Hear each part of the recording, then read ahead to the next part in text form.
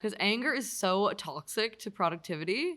Like the more time you spend mad and wanting revenge, that will actually, that's like a criminal mind.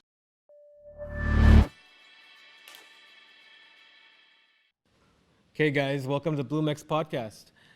Today we have a great shout out to mention.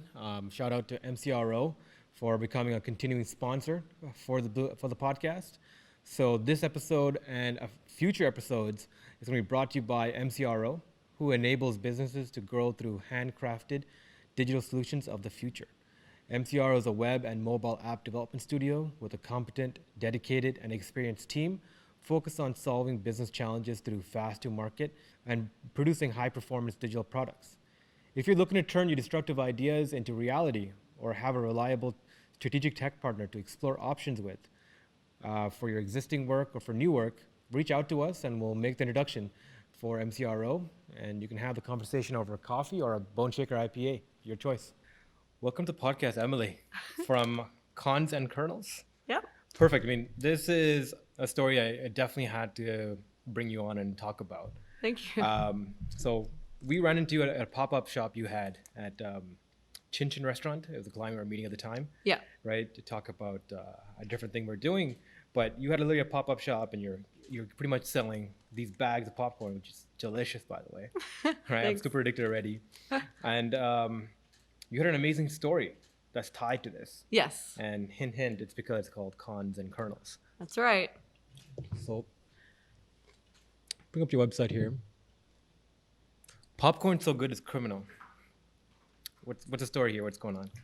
Well, just like any regular human being, I went through like a difficult period in my life. Okay. My parents got separated. But unlike a lot of people, I turned to, well, maybe not, but I turned to like excessive alcohol and drug use when this happened. Oh no. Yeah, and like I went to University of Guelph. I graduated with honors, and I always binge drank, like so I didn't really see it as being a problem because I always managed to get good grades. But then when things went wrong in my family, I was drinking every day, and So how old are you this time? I was 26. 26, yeah. But like when you, like I grew up in a great household. My parents didn't drink, which is another reason why I think their help didn't really work, was because they didn't understand. Yeah. They're like, why are you drinking? Like, we raised you this to be this way and this way. And I'm like, I don't know. I just can't. Sorry, I'm just gonna move this. Oh, yes. Go on. But I knew I always had like a good heart, but I also felt guilty about telling them about my drinking problem and drug problem because they didn't understand. So I felt worse. Like I was like pretty much shamed about it when I told them. Okay. And so I was like, well, I'm just going to do my best here. But I was really, really struggling. And in 2013, when I'd launched a company in Liberty Village in Toronto, social media company. And so this was like a micro agency. Okay. So I wasn't like, oh my God, I want to be in every city. I was like, I really like working in Liberty Village. I've got a great base of clients and I do well for myself. And that I liked staying small. I really did. Like, I didn't like the stress of like trying to scale or anything like that. Mm-hmm. And through my work, I actually met someone who had a business and he's like, oh, I want you to help me grow this company. And I'm like, okay, sure. Like, what do you need my help with? And so I actually went and met him at his place of work. Mm-hmm. And he's like completely like nice, completely normal. We ended up developing like a kind of romantic relationship, not like a fully romantic relationship, but just like flirty, like just friends. And he's like, you know what? Like, I understand you're going through a really tough time right now. Why don't we like just go on a trip and maybe we'll help you take off your mind off some things. Okay. And then he came over to my apartment that afternoon and he was like, there's something else I wanted to tell you. And I was like, what's that? He's like, on this trip, you're not gonna have to pay anything, but I just need to bring some drugs back. So just come and be like my girl, like you can go down to the pool, you don't have to do anything, I swear. And I was like, absolutely not. This is the middle of the day. Absolutely not. And then so he's like, he felt embarrassed and he left. Later that night, he's like, you know what? I feel so stupid. I can't believe I even asked you that. How, like, I feel like such a jerk. And I was like, okay, yeah, it was a little bit weird, because like I love my passport. And he's like, forgot I even said anything about that. Like, let me just take you on this trip. Like, I just like adore you and just forget about everything I said. And I'd been out that night. Like, I went out and I got home at 2:30 in the morning. And, at this point I trusted him and I was also drunk, like a big idiot. And so he's like, okay, just send me your passport information. Sent it off to him. Little did I know, it wasn't just him that information was going to. Yeah. And so immediately these tickets are booked, and we leave 2 days later, going to St. Lucia. And when we got to the airport, he like switched the name of the place that we were going to. Like he told me via text, he told me in person that we were going to Puerto Rico. So like I told all my family and friends, I was like, okay, I'm going to Puerto Rico. Go to the airport and we're going somewhere completely different. And then he like blamed it on my drinking. And this was when I started to see like his demeanor kind of change. And I was like, listen, pal, the reason that I do cocaine is that I can be alert and listen. And that's what it helps me do. So don't be telling me that I was blackout drunk and I completely got it wrong. And it's kind of obnoxious, but like it's true.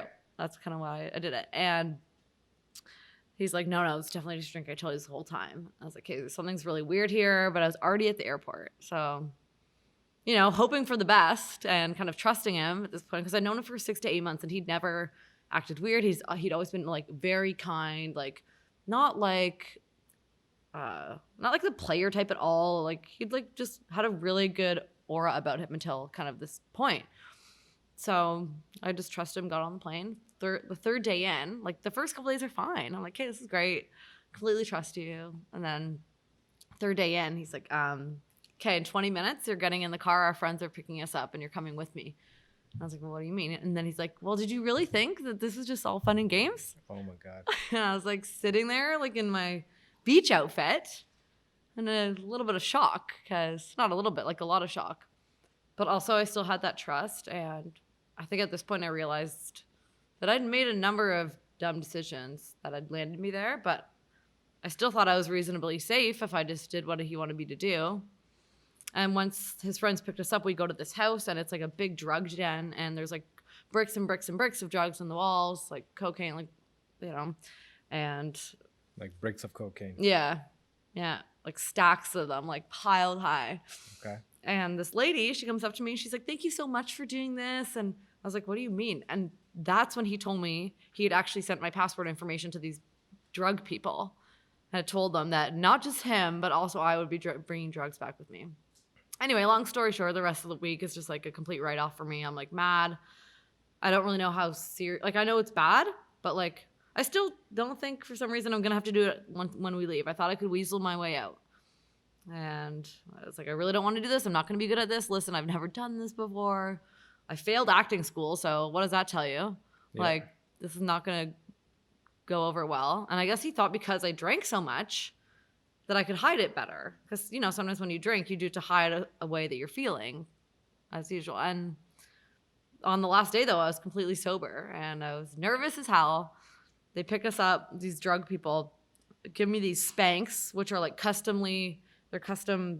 they're my size, basically, like tailored to fit me. Yeah. And there's one brick of cocaine like wrapped in this special tape and then put into the front. And then there's one also put in the back. And so it's like super heavy and awkward. And then I have to get on the plane with this thing, wearing this like really long dress over top of it.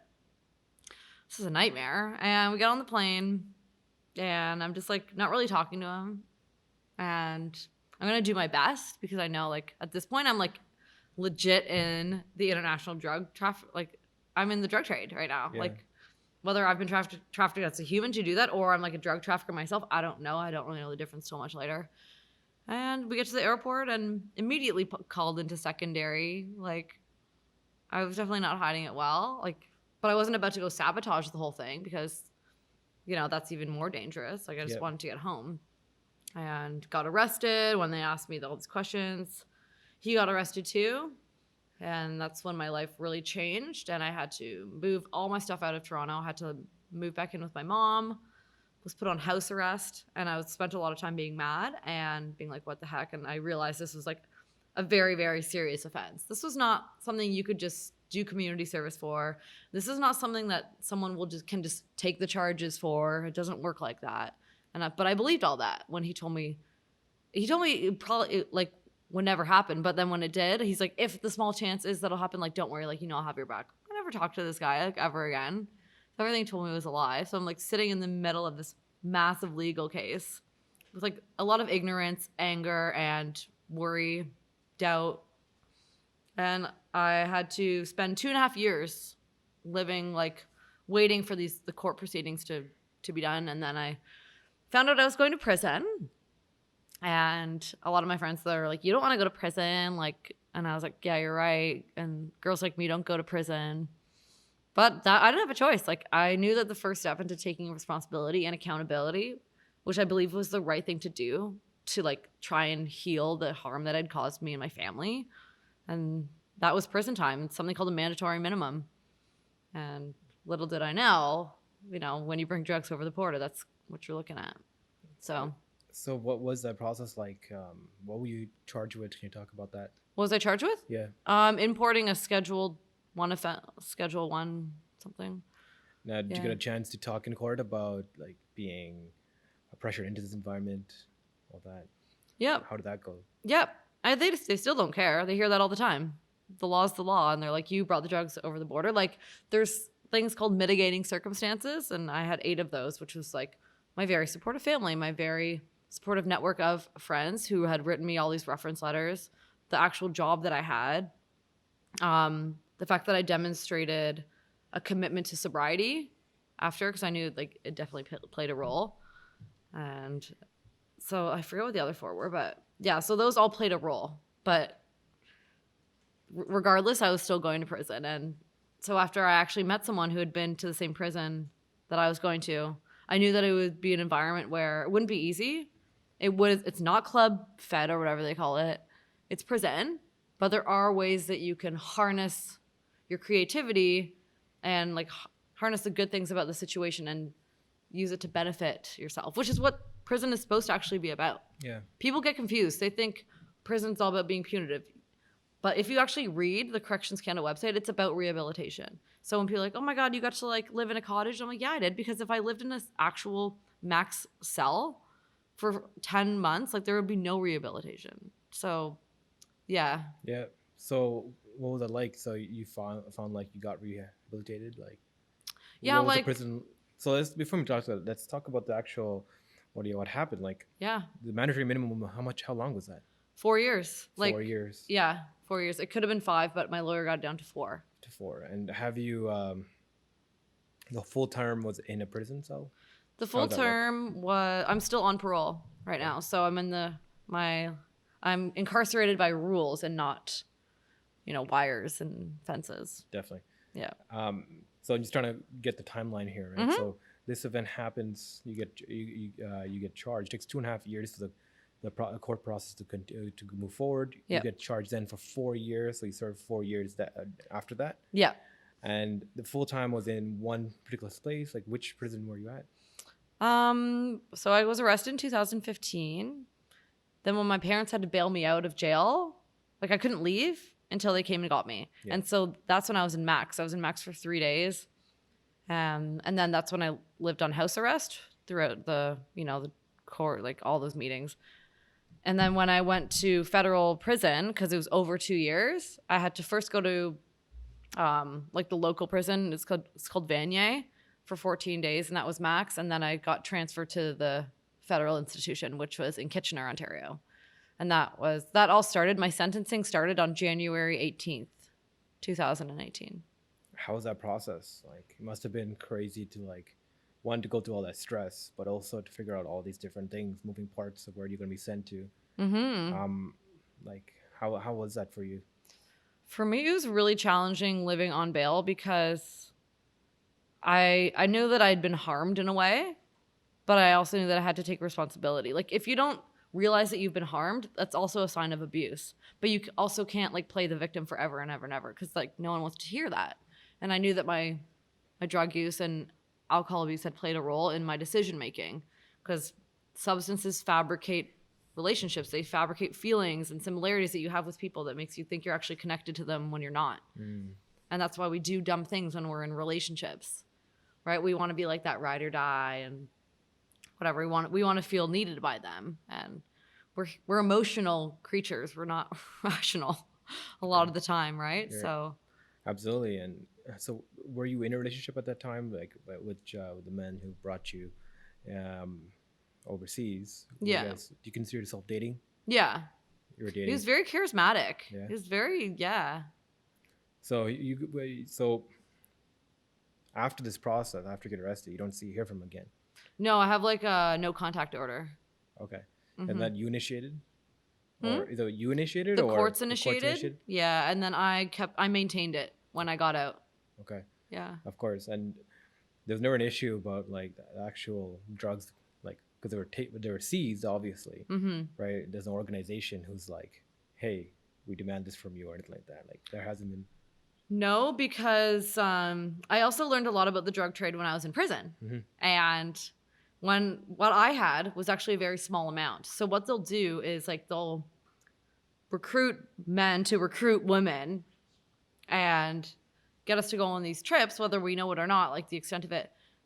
And they kind of knew that if I got through, okay, that's great, she got through, but they ultimately knew that I would be a distraction because I was so bad at it. So I was kind of like a sacrificial lamb. And they're like, okay, like let's put all the attention on her. So there's actually professionals on this plane with way more. Yeah. Wow. Yeah. So the whole point of that was to get all the attention, and hopefully even get arrested to draw attention from the actual professionals. Yeah, and sometimes girls will go down and like the people that sent them will actually call the airport on them if they have a smaller amount. Yeah. So It's not a good line of work. yeah, jeez. So like, the man you took you down obviously got arrested as well. He was not aware of this either. Yeah. Yeah. So he was just recruited to do this particular activity, and this happens all the time. You think? Yep. And there's also like the obvious warning signs of me, and there's a lot of things that I did upon arrival to the airport that indicated something was up. For example, like the fact that he booked the tickets for the all-inclusive like 2 days before, they can see. So like flight companies and like the CBSA, the border service, like they can see that. They see that's shady, and they actually they've been tracking him for a while too. So during the court case, you found out all of this. Yeah, a lot of it. A lot of it. My lawyer told me. I didn't actually talk to him, but Okay, wow. I know, what an idiot. Me, I mean. I know. I mean, thank you for sharing this, first of all. Oh, no coming here and problem. having the courage to actually talk about this. I mean, it must take a lot as well to relive it, right? Through this lens of reflecting. What do you think now, looking back, like at this moment, right? Like, are you looking back with anger, with resentment, or have you like? No, because anger is so toxic to productivity. Like the more time you spend mad and wanting revenge, that will actually, that's like a criminal mind. Like when you're thinking about how you want to harm someone, that's criminal. Like I was putting myself in a mindset where like people would be like, oh, let's go mess this guy up. And I'd be like, yeah, but then I wouldn't be able to prove that I wasn't that person to the courts. Yeah. Right? So like why would I, like where would that put me? That would actually put me into prison for something that I was, actively engaged in and wanting to actively engage in it. Yeah. Right? But if you just can forgive, it doesn't mean like it was easy. It doesn't mean I talked to him. It doesn't mean we're friends. But like once I understood why people do the things that they do and why crime happens, doesn't excuse it. But like once I learned like what was going on in his life and how like psycho people can behave when they're under a lot of stress, they just like hurt people around them. Yeah. And so I kind of developed a lot of empathy for that, but it made me stronger and smarter and like sober. So yeah, the benefits far outweigh the costs. Definitely. I mean, how's that process been like? Do you think this is a shock of like the trauma of what you went through right here, or was it like a conscious effort on your part to like, you know what, sobriety is the way to go? Like, what's been the guiding stone there? It was a number of factors. It was not just the trauma. It was like my health and my relationship with my family. And the fact that I was like, not lying to myself, but I was exaggerating how much more successful I was at work with my substance abuse. Okay. Like I would be out on like Bay Street downtown, like, Cactus Club, like at all these parties all the time. And I would get those deals with like these clients and restaurants and stuff, but I paid a high price for it. And then I learned from sobriety that I didn't actually have to go to all these parties and stay up late and do key bumps in the bathroom with CEOs to get deals. Right? Yeah. So it doesn't mean it wasn't fun. It doesn't mean I didn't have a good time. Right. Because sometimes Absolutely. you do, but. Yeah, I mean, it's funny because like I talked to a few people about this, like the downtown lifestyle, especially finance district, about this party lifestyle to get business done. Mm-hmm. You get so caught up in it, you don't actually, you get like you miss out on a lot of different things, right? You don't see warning factors, you see trigger lights on people that you normally would. It was like a regular kind of like sales process almost, right? So you're running the agency at that time, right? And was it more to like, did it fuel your party lifestyle, or is the party lifestyle leading to the agency? Like, which was the one? Like sometimes people set up these businesses or work in an environment like this to, to enjoy what they like doing, right? So were you working in this environment for the parties to fuel all that, or was it like the parties led to business that you can now capitalize on this? I definitely incorporated it into my work. Into your work? For sure. But even growing up in high school, I always liked being out. Yeah. And I knew that I was a people person, right? So I was like, oh, I don't want to go to bed at 10 o'clock, so maybe I'll just go out and stay out till 3, right? And then, like, you go out and get these things and whatever.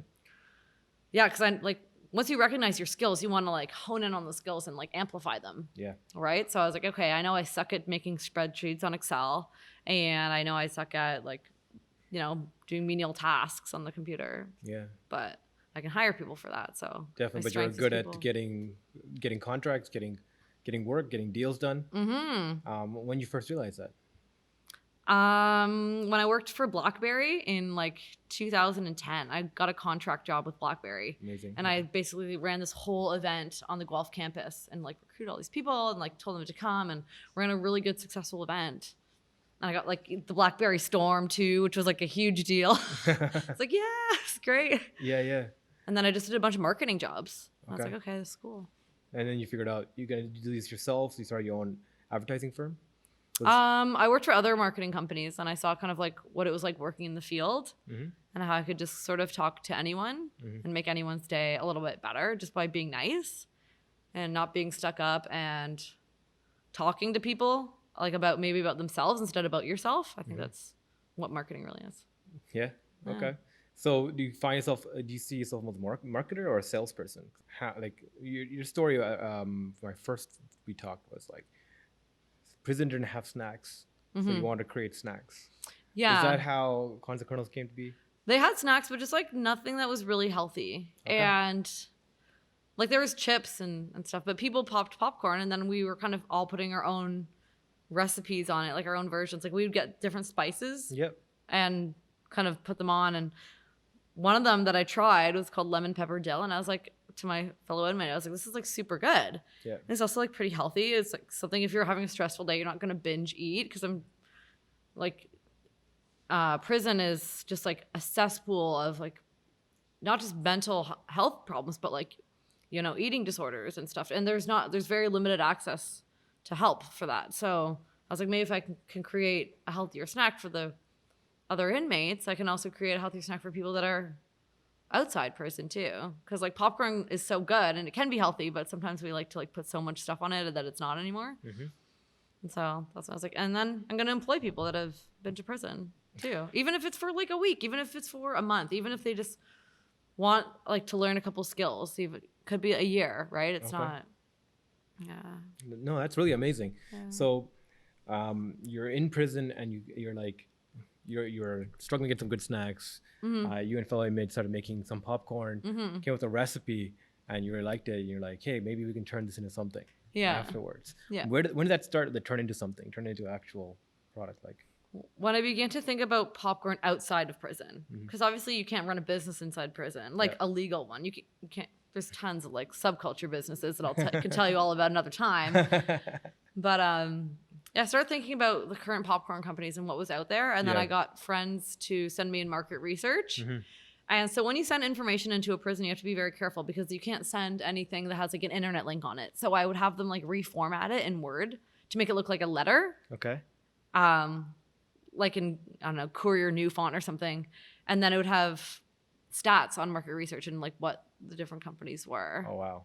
And like certain food trends and like what different age groups were buying and why. So then after we did like kind of like a SWOT analysis. You were doing market research from prison. Yeah.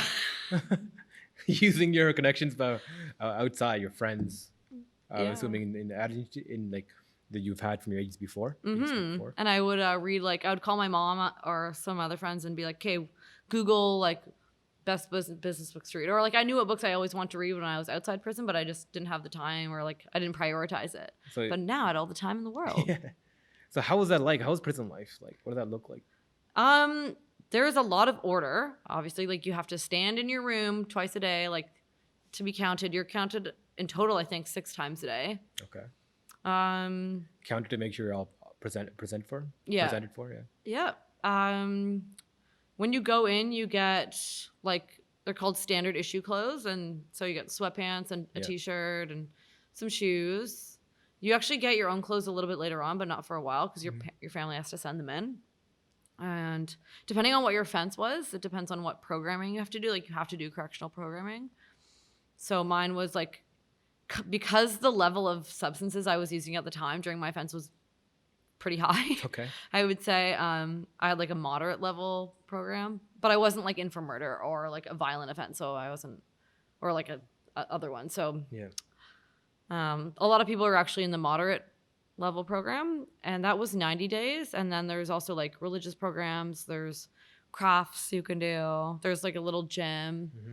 But I just read so much. I read the whole time and like wrote letters, and I built a Rolodex of like people that were interested in criminal justice reform, whether that's from like articles in the paper or stuff that I read in different publications, things like that. And then I started writing letters to people.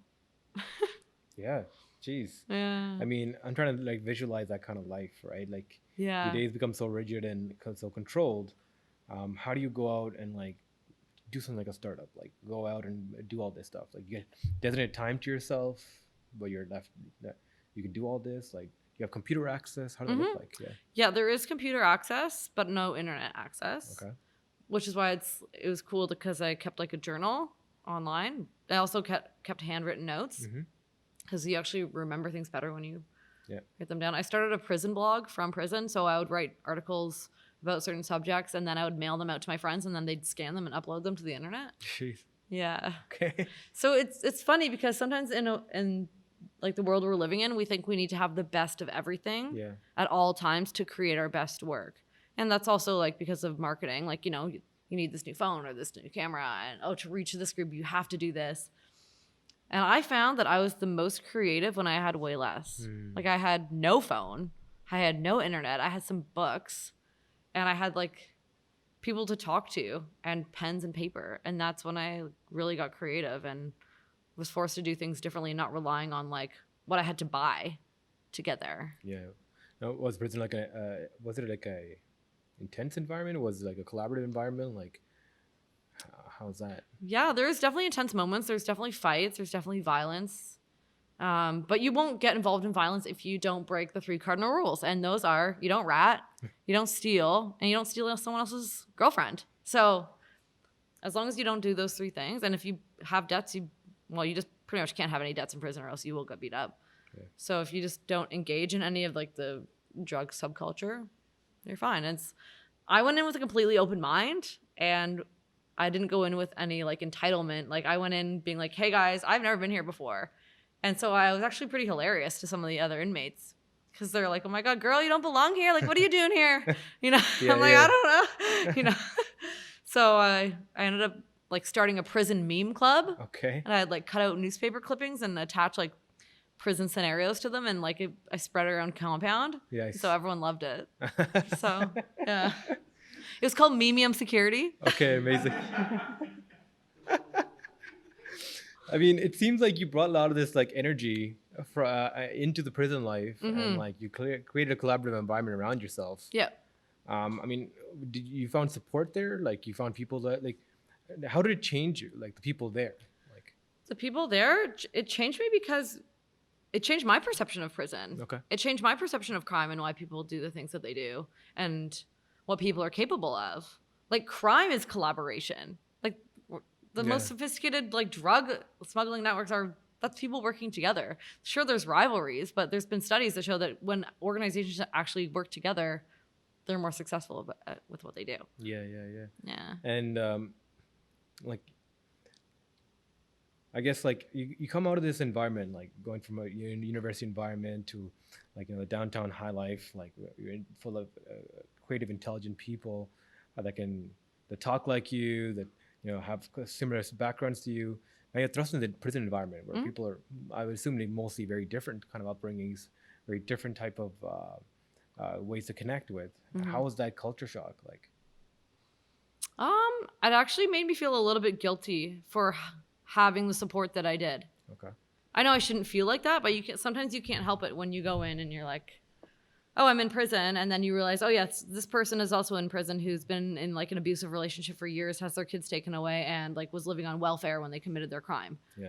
That's when you're like, oh, like, wow, like I should be really grateful for what I have. And that's what was also a motivating factor for me, was that I had the resources, but I had to have like, I guess, the empathy to understand and the forgiveness to forgive myself and the ability to like work on apologizing to my family. And like, you can't apologize forever, but my substance use and my alcohol use, like I'd come home drunk a lot. Like I had gone to like family events, like wasted, like my grandma started crying one time, like got pretty out of hand. And like I'd get in fights when I was drunk, like not fist fights with my family. Like I would never get fist fights with my family, but I've definitely been in fist fights when I was drunk. Yeah. And so I was like pretty reckless. Like I got kicked out of residence at school for something I did when I was drunk, and got a DUI, and sounds like a lot, but this is over the course of like 10 to 15 years. So yeah. Was it like a spiral at all, or do you feel like you're going down this path and you couldn't get off of it, or it was just like day by day, like you were like changing into that person? I really did think that I could stop, but then when I was supposedly forced to stop on bail, when they're like, you can't drink and you can't do drugs, I didn't stop. And like I tried to, and I would go to like group therapy, like mandated by my condition, so like you have to go to alcohol groups, and I would end up like hanging out with people that night. And like after the group, I'd be like, this isn't working. Yeah. But once I was able to actually get out of this society and go into like the prison society, I was like so committed to sobriety. And I knew I didn't have a physical dependency. I had like an environmental dependency. Yeah. So as long as I got out of that environment and those associates and those people and hung out with people that actually wanted to see me succeed and not just do drugs with them, that's when I knew I could And change. you found that in prison. Yeah. You'd be surprised, but like a lot of people, especially that get caught with importing, we're all very much alike. Like we all have like really supportive families. Like we didn't have criminal records because like why would you try to make a girl smuggle drugs who's a criminal record? Yeah. Like that's gonna look dicey. Like I had extensive travel experience, so that's why I was also targeted by this guy. And I was pretty like open-minded, that's when Tinder was right. I was like, yeah, sure, open relationships, whatever, it's great. It's having a heyday. Yeah. And then you lose track of like who's good and who's not, and lines get blurred. Jeez. Yeah. I mean, that's a very intense story, and like, have you found other people who went through similar situations like yours, who've been coerced in situations like this? In prison, yeah. Yeah.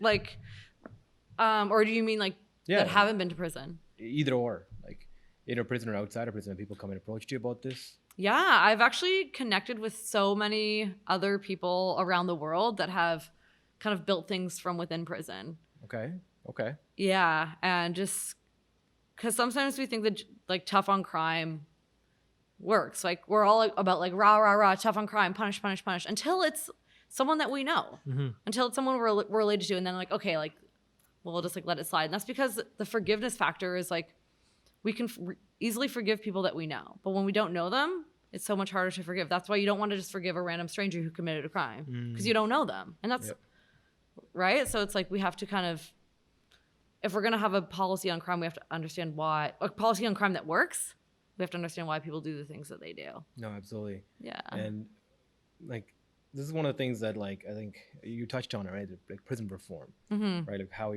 Canada's pretty good with that, with rehabilitation and getting people back and giving the support they need to get them back into like regular society. Canada is? Is it?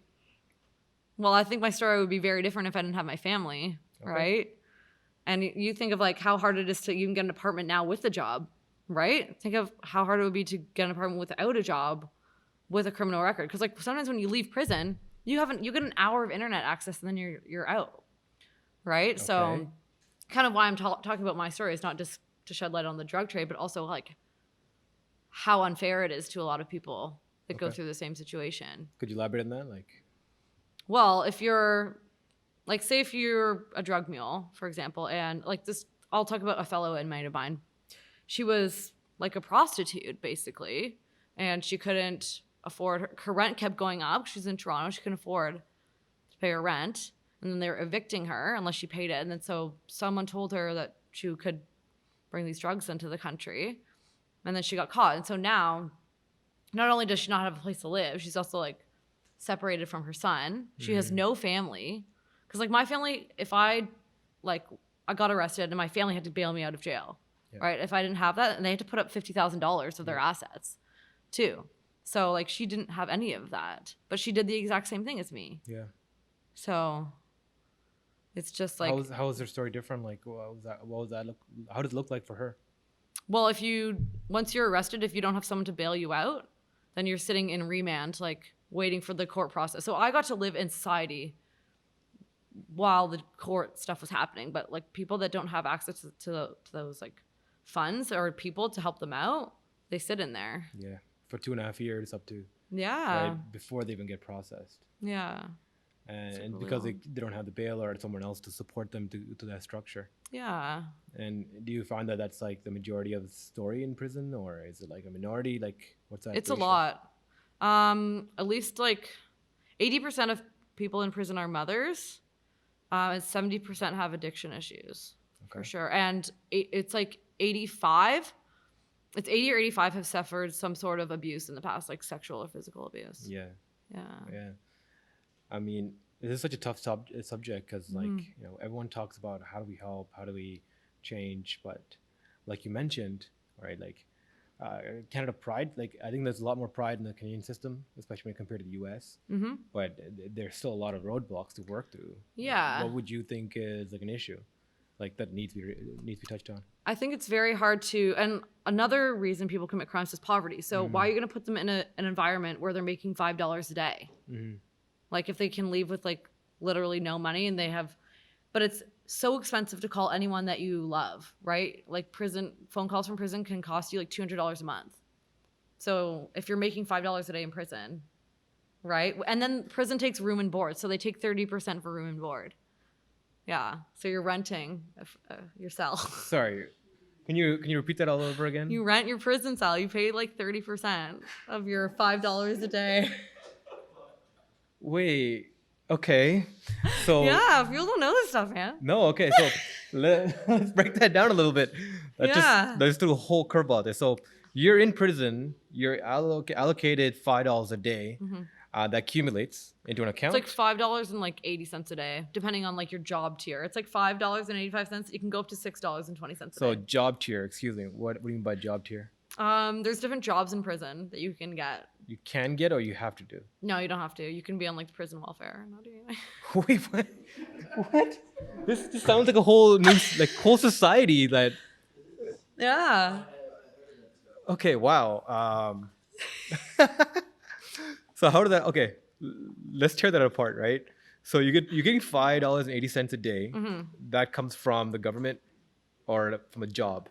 Yeah, that comes from the government, like because you're working for corrections, basically. You're working for the corrections department. And what are these jobs? What are they entitled? Librarian. You can pick up garbage. You can, within the prison. Yeah. Okay. There's some jobs that if you live in the minimum unit, you can go out into the community. But if you're making $15 an hour there, they can still take 30%. So some people leave prison with honestly like $400 or less, like $200. The prison only has to let you out with $80. As long as they release you with $80, sometimes they can just release you with $80, which is actually your money that you saved. Yeah. It's not them giving you money. And like a bus ticket. Some people don't have people picking them up. They have nowhere to go. And then society's like, oh, well, we don't want to hire you because you just came from prison. So then they're going to either go on social assistance, which is also paid for by society, or go back to prison, which is also paid for by society. So by us not taking a leading role and actually hiring people, we're hurting our economy, and also like we're not diversifying our workforce. Like people think people in prison are stupid and they're addicted to drugs and like they steal. And like that's just that's what you see on TV. Right. Right? But it's actually, people in there are very, very smart. Right, definitely. Nah.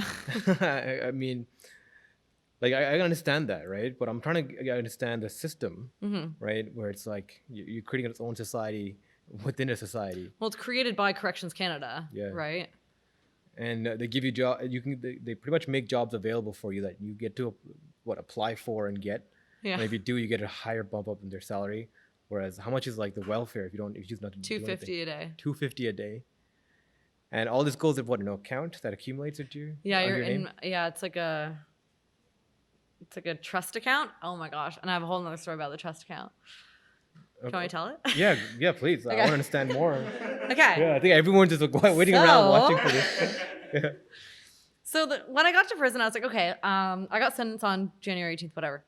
And I was still closing off some accounts because I came in. So I had to shut down my business. And it was pretty messy trying to shut it down when you're going to prison because my business partner ended up picking up the phone because it was when I was calling him, it was like the government of Canada. So he's like, I'm not picking up a government of Canada phone call, but he didn't know it was me. Yeah.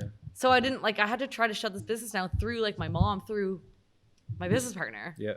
And in the midst of all this, I was like, okay, I asked the staff, I was like, so can I just have money sent into the prison? I was like, I'm not going to get it put in my bank account. I'm going to any remaining bills that of my social media clients, maybe can they just send it here? And they're like, oh, sure, you can put money in your account. So I guess at one point I'm just getting way too much money put in my trust account. I'm getting $400 every 2 weeks. My visitors are dropping me off cash and checks, collecting in this prison account. And then they had to they had to have a meeting with me because there was a bunch. I guess there's other drugs they were getting into the prison. They thought for some reason I was conspiring or planning or involved in this drug operation in prison. It was great. It's hilarious. And then these guards, sometimes guards like to play detective and be oh, but they really have no power. And so they actually took it to upper management that I was having too much money, sent to the prison. I was being investigated. And then the warden was this is dumb. So that was the end of that. But come on, I told you. And they're like, okay, what's your website for your business? And I was like, go to it right now. Check it out. And they're like, oh, it's nice. I'm like, yeah. Sorry, so this was this business or the previous one? This was my social media business. So I was still tying up the loose ends. So you're allowed to get money from that business that's still running? Yeah, I had my friends bring it in. It wasn't I didn't have a business bank account, but I had it converted into cash and sent in. Okay, and you can get is there a limit to how much you can get in there? I had about 400 being sent in, every 2 weeks. Was that the maximum you're allowed to, or? I think it's 500. 500 is what you're allowed to. And what can you spend this on? What can you do? You can spend it on your phone card. So I spent some time on the phone, but not a lot. You can spend it on stamps. There's a little mini store. There's canteens, so there's candy and stuff and pop, ice cream. There's some craft supplies you can buy. Okay. And then you can buy books and CDs. Woo! Okay. CDs for $30. What? Actually? Yeah. Geez. Okay. It's out of control. TVs for $200 for a little thing this big. Because you're allowed TV in your room, but it can only be this big. Okay. Yeah. And you had to buy that TV yourself. Or you had to have it shipped in. Because you had 30 days. By the time you arrived to prison, you had 30 days to have your belongings shipped in, and this was clothes and I don't know, what else was there? You'd have blank journals sent in. There's a whole list of but you weren't allowed anything with a hood.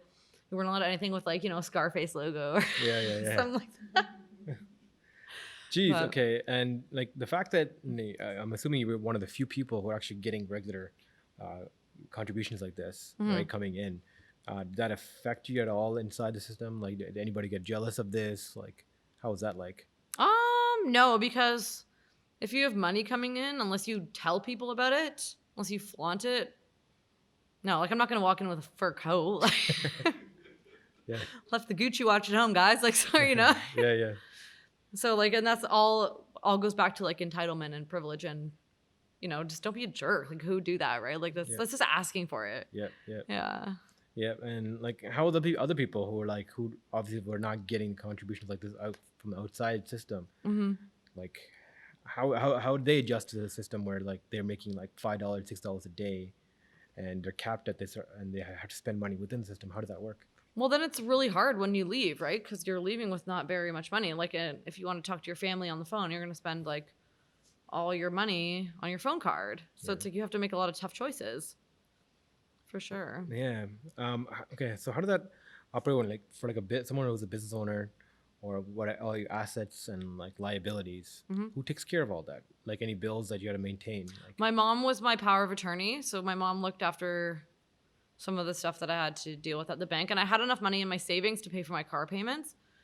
And then also when I had money coming in, I could also transfer that out. It took a while, but okay. I could have it sent in from my like accounts receivables. Like I had two people basically meeting other people outside, giving them the money that was owed, and then you would bring it in. They were like approved visitors. Jeez. Yeah. And It's a very sophisticated system. yeah. Jeez. And like, so you're paying for a car during the time you were in prison? Yeah. Yeah. Right. Still got it. And it wasn't taken away from me because I wasn't part of an investigation. Nice. People are like, oh my God, how, so you got a Benz? Like, and this is like 2010. It's 2010 Benz. They're like, oh, so like, they're like, oh, they didn't take this, eh? And I was like, no, because it wasn't a proceed of crime. Like, I was never, Yeah. Yeah. if I, like, the cops knew I was just like some idiot who went on a trip with, you know, like, no, seriously, like, so dumb, right? Yeah, yeah. They're like, okay, clearly. Okay. And yeah, because I always wondered, like, what about other people? Like, if you're taken in and, like you said, they have no support system, and you know you have like an asset like a car or a payments you're making, or so just stuff to take care of, like furniture, your like laptops. Like, what happens to the people like that, like who don't have anybody who can be power of attorney? Do you know? Like, No one really actually told me about that. Yeah. Like, because they had so little, like, and it's not like I would bring it up with other people. Like, this is conversations I'd be having with my mom. I wouldn't be talking with other inmates really about, What they do, my yeah. MacBook and stuff, right? And Yeah. we would talk about business and running a business, but I wouldn't like, talk about assets or what you have back home, right? yeah, like most Okay. of them really just wanted to see their kids again, honestly, because a lot of them are moms, right? Yeah. I was like, a lot of women in there were involved in illegal businesses for sure, but they, you didn't need a computer to run those. So Definitely. I mean, okay, so let's get back to corn and cons and kernels. Cons and kernels, and a con is not just someone that's been to prison. It can actually like be a bad thing in your life, right? So that's kind of Cons and kernels. two meanings. So what does this do as a business? Like, you guys, you say you give back a lot and you Yeah. to the community, right? What does that look like? What It's does a that social community enterprise. What does it look like? Yeah, like what does it look like giving back to the community? Like, Oh, what do it's you guys do, right? we do a lot of awareness events. Okay. Yeah, so we do public speaking in schools, even from elementary schools to like I do talks at like Laurier, other universities. We participate in campaigns where we'll give out free popcorn and talk about the drug trade, and because some people will get involved because of, like I said, poverty, and some people will get involved because of greed and ignorance, right? And they want to live like that high roller life when really they don't know everything. All the odds are actually stacked against them. Yeah, I mean, saying what you've said, like the fact that you were meant to be the distraction from the beginning, and you've been taken in that environment where you're choosing to be a fall person, right? I mean, that's pretty intense. And the fact you mentioned it happens a lot. Like, you met other people that are going through this kind of scenario. Like, can you put a number to this? Like, how big of an industry is this? Like, There was 350 arrests at Pearson last year. 350 Yeah, arrests for this exact same thing, or just for bringing drugs on the plane, whether it's in your bag, on your person, hidden in the bathroom on the plane. Oh my God, there's so many ways it happens. Okay. And what is it like? I guess what's the number that of the people who are doing it because they're forced to? Do we know? Is there any kind of record keeping? I mean, you can't really prove a lot of it. Yeah. So, but from what I heard and from what I can kind of tell when people are being honest with me, and some people are just in like really vulnerable situations. Yeah. And like abusive relationships. So Definitely. I'd say about, like, out of the total inmate population, which was about 220 at Grand Valley Institution in Kitchener, 30% were there for muling drugs. So of that, I would say about like 60%. Say that they were Yeah, forced into it. And yeah. this is a women's only prison. Well, that's a whole nother issue now. But like, so last year, there's a bill that passed that said men that identify as women can come into the prison. Okay. Even if they weren't like a born man. So it's kind of like a test.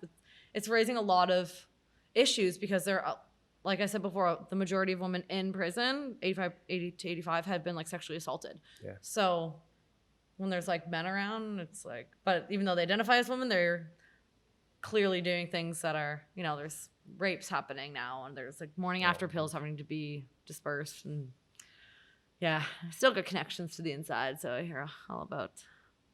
And it's, because you want to be inclusive, right? But you also are trying to be rehabilitated, and you can't be rehabilitated when you're like surrounded by trauma. No, absolutely. Yeah. It must be tough. What other work do you do? Do you still you do a lot of work with the prison populations or with actual prison or Corrections Canada? Well, I'm on parole, so my rules with other, like interacting with other people in the system are pretty limited. Like, in terms of hiring, like I can hire people that are from prison, which I have, but I actually can't hire people that are still on parole. And so when I was asked to go, someone asked me to go back into the prison to teach an entrepreneurship class. Because I think if you can teach the importance of like changing your mindset, you can build anything in prison. Yeah. Okay. Yeah, you really can. Okay. Because I built it with like under $100. Like I had money sent in for my business, but I didn't spend any money in prison. Right? I just read and like from the reading built a plan and bought stamps for like 80 cents and wrote letters. So there's like ways that you can build really compelling businesses with fantastic stories and with really like powerful outreach and that has a lot of potential to actually change things that matter. No, absolutely. I mean, just talking about the mail right there just reminded me. There's a company called I think Flipkart, made by an entrepreneur named Marcus, who in the States also was in the jail system, the penitentiary system, and basically what he did was his mom literally had to downsize her living arrangements in order to afford to send mail to him, because there was a system in place where you had to pay separately for the mail system there in his prison complex, or within that system he was in, and prisoners and families are spending a fortune on mail. So after he got out, he created a platform where it's literally you go on and you write out an email, you send it in, and they automatically turn it into a physical mail that still complies to the legal standard of how how things get transferred back and forth in prison. So it's not electronic, but it makes it easier and cheaper to send messages back and forth. Yeah. Right. So even I think I'm not sure if it's vice versa, where they scan the mail and make it into an email, so it gets delivered faster too. Yeah. But they do have that kind of market space, and like he's gotten a lot of attention for it on LinkedIn and all that thing. So there's a lot of these companies now, weirdly enough, like coming and solving problems within the prison environment, and some of them coming out of prison. So I think there's a great movement going on here, like entrepreneurs fixing institutions that they are, been afflicted by, right? Whether it be in academic institutions or the school as an institution, or in the prison reform. I mean, healthcare, any of these where these giant government bureaucracies are involved that move very slowly. Right, I think there's a lot of opportunity for entrepreneurs such as yourself to come in and be like, this small slice could be better by doing this, and let's make that happen. Right, make those wheels of motion change. Right, and kudos to you for doing your part and sharing your story and getting people to know what's out there and giving some knowledge to that. Thank you a lot for coming on the show and Thanks sharing for your experience. having me. This has been a very, very, very interesting one for sure. Thanks. That will take a while for us to digest. Yeah. But do you have any other words to leave us with? Like anything else you want to share? Well, snuggle, don't smuggle, guys. That's my word of advice. Awesome. Awesome. Perfect. And we'll end it with that. Cool. Thank you, Emily. It's been awesome.